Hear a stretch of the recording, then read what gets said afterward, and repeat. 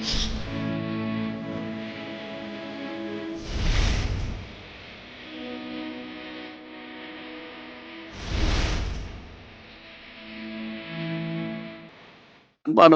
இயேசு கிறிஸ்துவின் நாமத்தில் உங்களுக்கு என் அன்பின் வாழ்த்துக்கள். சுகமா இருப்பீங்க நம்புறேன். ஜீசஸ் மீட்ஸ் யூடியூப் ஃபேமிலிஸில் இருக்கிற எல்லாரையும் தேவனுடைய கரத்தில் ஒப்பு கொடுத்து ஜெபிக்கிறோம். உங்களையும் உங்கள் பிள்ளைகளையும் பிள்ளைகளின் பிள்ளைகளையும் அடுத்த சந்ததியும் கர்த்தர் கிருபையாய் நடத்துவார். ஒன்று மட்டும் கவனிக்கணும், இயேசுவின் வருகை தாமதிக்குமானால் நீங்கள் ஒரு தலை சிறந்த ஆசீர்வதிக்கப்பட்ட குடும்பமாக மாறப் போகிறீங்க என்பதில் ஒரு சந்தேகம் கிடையாது. ஏன்னு சொல்கிறேன் தெரியுமா? வார்த்தைக்கு முக்கியத்துவம் கொடுக்குறீங்க, வல்லமைக்கு முக்கியத்துவம் கொடுக்குறீங்க, ஆண்டவராக இயேசப்பாவுக்கு பயப்படுறீங்க, அவர் ஜீவன் உள்ளவர் என்று நம்புறீங்க, அவரையே சார்ந்து வாழ்கிறீங்க. உங்களை கைவிட மாட்டார். உங்கள் நிமித்தம் உங்கள் சந்ததி தலை துவங்க போகிறது. தேவனுக்கு மகிமையை செலுத்துகிறேன். நீங்கள் சொல்லுங்கள். சரி, இந்த நாளுக்குரிய வேத வசனத்துக்கு வேகமாக திரும்பலாமா? கர்த்தருடைய பிள்ளைகளே, 1 கொரிந்தியர் 12ஆம் அதிகாரம் 10ஆம் வசனத்தில் வேதம் சொல்லுகிறது, வேறு ஒருவனுக்கு ஆவிகளை பகுத்தறிதல். வேறு ஒருவனுக்கு ஆவிகளை பகுத்தறிதல். இந்த நாட்களில் தொடர்ந்து ஆவியின் வரங்களை பற்றி ஒரு சின்ன சின்ன தாட்ஸ் உங்களுக்கு பேசிக்கொண்டு வருகிறேன். ஏன்னா இதை பற்றி நமக்கு ஒரு புரிதலே இல்லாமல் இருக்கிறது. நிறைய விசுவாசிகள் ஜெபம் பண்ணுறோம், பைபிள் வாசிக்கிறோம், ஆண்டவர் எனக்கு இந்த ஆசீர்வாதம் தாங்கப்பான்னு கேட்குறோம், கொடுத்தோன்னே தோத்திரம் பண்ணிட்டு போயிடுறோம். அடுத்த நிலைக்கு நம்ம வரமாட்டேங்கிறோம். உங்களை நம்பி தானே ஆண்டவர் உங்கள் அபிஷேகத்தை ஊற்றினார். என்ன சொல்கிறீங்க? உங்களை நம்பி தானே இந்த பரிசுத்தாவின் வல்லமையை கொடுத்தாரு. அப்போ நீங்கள் பிரபலமான ஊழியர்கள், அவங்க மூலமாக தான் இவங்க மூலமாக தானே நம்ம யோசிக்கிறோம். அப்படி அல்ல. தேவன் யாரை வேண்டுமானாலும் பயன்படுத்துவார். நான் இப்போ சொன்னது உங்களுக்கு ஞாபகம் இருக்கா? 2 நாளைக்கு முன்னால் நினைக்கிறேன், இந்த ஸ்தேவான் சாப்பாடு பரிமாறுகிறவர், அவர் பார்த்திங்கன்னா அற்புதங்களை செய்கிறவராக மாறிட்டார். அப்போ இப்படி நிறைய பேரை பேதுரு யார்? மீன் பிடிக்கிற ஒரு தொழிலை செய்து கொண்டு, படிப்பறிவு இல்லாதவன், பைபிளே தெளிவாக இருக்குது.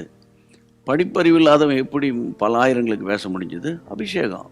அப்போ இன்றைக்கு நான் உங்களோட கூட என்ன பேச விரும்புகிறேன்னா, இந்த நாட்களில் இன்றைக்கு ஆண்டவர் உங்களோடு பேசுகிறார். ஆவியை பகுத்தறிகிற ஒரு காரியம். ஒரு முறை அப்போஸ்தலனாகிய பவுல் அந்த பிலிப்பி பட்டணத்தில் வழக்கமாக தினந்தோறும் பிரசங்கம் பண்ணிக்கொண்டே வருவார். அப்போ தான் லீதியாள் என்ற ஒரு பெரிய பணக்காரி ரட்சிக்கப்பட்டாள். அந்த சம்பவத்தை தொடர்ந்து நீங்கள் வாசித்து கொண்டே வந்தீங்கன்னா, தேவனுடைய பிள்ளைகளை குறி சொல்லுகிற ஆவி அடிக்கடி இவரை அப்போஸ்தலனாகிய பவுலை பொழுது கொண்டே இருக்கும். திடீரென்று ஒரு நாள் வேதம் சொல்லுகிறது, அந்த 16ஆம் அதிகாரம் 18ஆம் வசனத்தில், பவுல் சினங்கொண்டு திரும்பி பார்த்து, நீ இவளை விட்டு புறப்பட்டு போகும்படி உனக்கு கட்டளை இடுகிறேன் என்று அந்த ஆவியோட சொன்னார். அந்நேரமே புறப்பட்டு போனது. இது புகழும்போது பவுல் மயங்கிரல.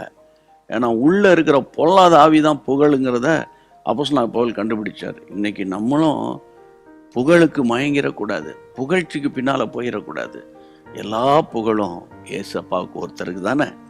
அதனால் அன்பு தேவனுடைய பிள்ளைகள், இப்படி ஆவிகளை இனங்கண்டு அழிக்கிற ஒரு அபிஷேகத்தை கேளுங்க. யார் யாருக்குள்ள என்னென்ன ஆவிகள் பண ஆசையை தூண்டும், பொருளாசையை தூண்டும், நீ அப்படி ஆயிடுவ இப்படி ஆயிடுவேன்னு சொல்லி புகழ்வாங்க. ஆனால் ஒன்று சொல்லட்டா, ஏசப்பாவை நம்ம நம்பி இருக்கும்போது எனக்கு இன்னது தேவை என்பதை அறிந்து எனக்குரியதை அவர் எனக்கு தருவார், உங்களுக்குரியதை உங்களுக்கு தர போகிறார். ஆமேன். அதனால் எல்லா மகிமையும் நம்ம அவருக்கு செலுத்தும் போது நம்ம உலகத்துக்கு பின்னால் போயிடக்கூடாது.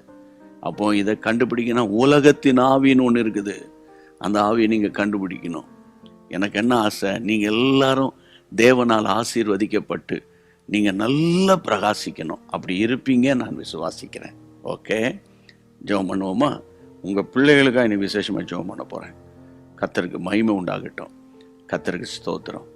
எங்கள் அருமையான ஆண்டவரே, உம்முடைய நாமத்தினால இப்போது என்னோடு கூட சேர்ந்து ஜெபிக்கிற உம்முடைய பிள்ளைகளை கண்ணோக்கி பாரும். பிள்ளைகளுக்காக ஜெபம் பண்ணுறேன். பிள்ளைகளுக்குள்ளே மறைவாக செயல்படுகிற உலகம், ஃப்ரெண்ட்ஸ், இச்சை, பண ஆசை, ஆண்டவரை எல்லா மோகங்களை ஆண்டவரை தாய் தகப்பமார் கண்டுபிடிச்சு அந்த கிரியைகளை அழிக்க உதவி செய்யும்படி நாங்கள் ஜெபிக்கிறோம். ஆண்டவரே, வழி தப்பி போக பண்ணுகிற, இடற பண்ணுகிற, ஆண்டவரே, பொல்லாத இடர்களை கொண்டு வருகிற ஆவிகளை முறியடித்து ஜெபிக்கிறோம். தேவ கிருபை உம்முடைய பிள்ளைகளை தாங்கும்படி ஆவிகளை பகுத்தறிகிற வரத்தால் இன்றைக்கு நிரப்பி ஆசீர்வதிங்க. இந்த நாள் முழுவதும் வெற்றி நாளாக இருக்கட்டும் அப்பா. யார் யாருக்கு ஷேர் பண்ண போறாங்களோ அவர்களெல்லாம் ஆசீர்வதிக்கப்படட்டும். உமக்கே மகிமை செலுத்துகிறேன். இயேசுவின் நாமத்தில் ஜெபிக்கிறோம் பிதாவே, ஆமென். தமிழில் கேட்டவங்க தமிழ் மக்களுக்கு ஸ்ப்ரெட் பண்ணுங்க, ஷேர் பண்ணுங்க. ஹிந்தியில் கேட்டவங்க ஹிந்தி மக்களுக்கு எல்லாருக்கும் ஷேர் பண்ணுங்க. கர்த்தருடைய ராஜ்யத்தை இணைந்து கட்டுவோம். தேவன் பெரிய காரியங்களை செய்வார். God bless you. அன்பான தேவனுடைய பிள்ளைகளே, இச்செய்தி உங்களுக்கு மிகுந்த ஆசீர்வாதமாக இருந்ததென்று நாங்கள் நம்புகிறோம். தொடர்ந்து எங்கள் செய்திகளை கேட்டு கர்த்தருக்குள் ஆசீர்வதிக்கப்பட ஜீசஸ் மீட்ஸ் மினிஸ்ட்ரீஸ் என்கிற எங்கள் யூடியூப் சேனலை சப்ஸ்கிரைப் செய்யுங்கள். மேலும் உங்கள் ஜெப உதவிக்கு எங்களோடு நீங்கள் தொடர்பு கொள்ள வேண்டிய தொலைபேசி எண் 9842252836 மற்றும் 7299546363. Email gpsrobinson@hotmail.com. கர்த்தர் உங்களை ஆசீர்வதிப்பாராக.